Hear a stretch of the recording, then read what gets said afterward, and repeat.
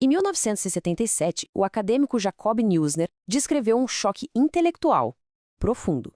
Era a transição dos estudos judaicos que estavam saindo de um ambiente religioso, tradicional, e entrando de cabeça no mundo rigoroso e secular da universidade. É sobre essa verdadeira colisão que a gente vai mergulhar agora.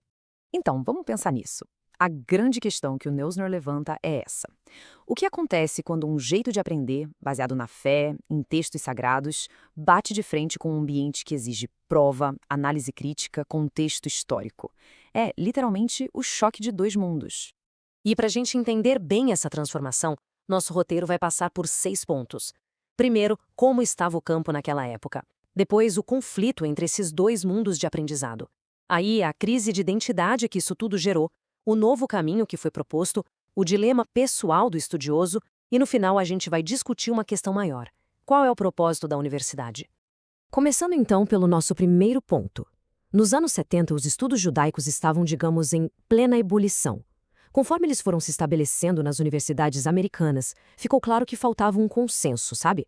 Não existia um padrão profissional ou um método que todo mundo concordasse em seguir. A avaliação do Neusner na época foi, olha, bem dura. Ele dizia que o campo era dominado por amadores e que a crítica, em vez de ser um debate intelectual sério, virava ou um poço de elogios exagerados ou ataques pessoais bem pesados. Faltava, em uma palavra, profissionalismo. E isso leva a gente direto para a raiz do problema, a nossa segunda seção, dois mundos de aprendizado. O conflito central vinha justamente do choque entre duas maneiras de pensar que são, na essência, completamente diferentes. O interessante aqui é ver o tamanho do abismo entre os dois. De um lado, a Yeshivá, que é o seminário religioso tradicional. Lá, o pensamento é ahistórico, canônico, baseado na fé. Já a universidade, do outro lado, valoriza o contexto histórico, a análise crítica, a evidência que pode ser verificada. Eram, assim, paradigmas totalmente opostos. Para a gente entender melhor, o modo de pensar da Yeshivá tenta harmonizar todos os textos sagrados, como se eles fossem parte de um único todo divino e unificado. A pergunta ali não é o que esse texto significava na sua época, e sim como esse texto se encaixa na verdade eterna do cânone. Em total contraste, o método da universidade faz exatamente as perguntas que a Yeshiva não faz.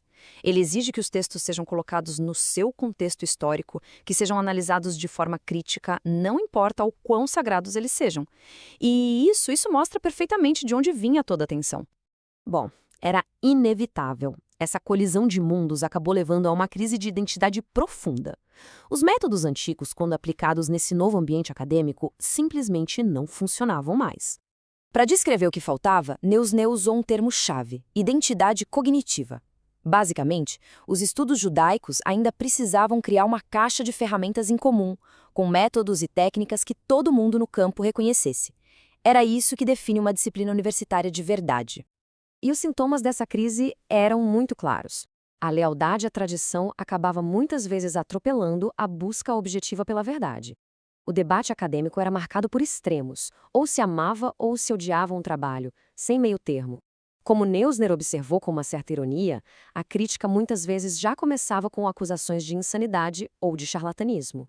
Mas Neusner não ficou só na crítica, ele também propôs uma solução. E isso nos leva à nossa quarta sessão, forjando um novo caminho. A solução dele era um método crítico, bem rigoroso, dividido em 3 passos. Primeiro, quebrar os textos em suas menores unidades para poder analisar. Segundo, organizar as ideias de acordo com a cronologia das autoridades rabínicas. E terceiro, e mais importante, reconstruir a visão de mundo de forma indutiva, ou seja, de baixo para cima, deixando que as evidências guiassem a conclusão e não o contrário. Agora, essa crise não era só uma questão de método, não. Ela era também profundamente pessoal. E é isso que nos leva à quinta sessão. O dilema entre ser um erudito e, ao mesmo tempo, um crente. E aqui a gente chega numa questão que tirava o sono de muitos acadêmicos da área. Como é que se concilia a identidade de um pesquisador objetivo, que tem o dever de questionar tudo, com a identidade de uma pessoa de fé, que se baseia bem na fé? Era um dilema que definiu uma geração inteira. Essa citação do Arthur Green, que era um contemporâneo do Neusner, captura esse sentimento perfeitamente. Existia uma preocupação real de que, ao adotar as ferramentas seculares da academia, o campo estaria perdendo a conexão com a sabedoria, para focar só no conhecimento frio, factual. E tudo isso amplia o debate para a nossa última sessão, o propósito da universidade. Porque, no fundo, a luta dos estudos judaicos para achar seu lugar na academia espelha uma questão muito maior sobre a natureza da educação superior em si. A conclusão a que Neusner e seus colegas chegaram é que a universidade tem um papel único que não pode ser substituído. Ela deve ser um tipo de santuário para a vida da mente, um lugar onde o aprendizado é um fim em si mesmo, protegido de qualquer pressão externa, seja religiosa, política ou comercial. Isso nos deixa com a última pergunta para reflexão. Na nossa era, que é tão focada em utilidade, em resultados práticos, o que será que a gente arrisca perder se esquecermos o valor que existe em simplesmente aprender por aprender, de buscar o conhecimento só pela vontade de expandir a mente?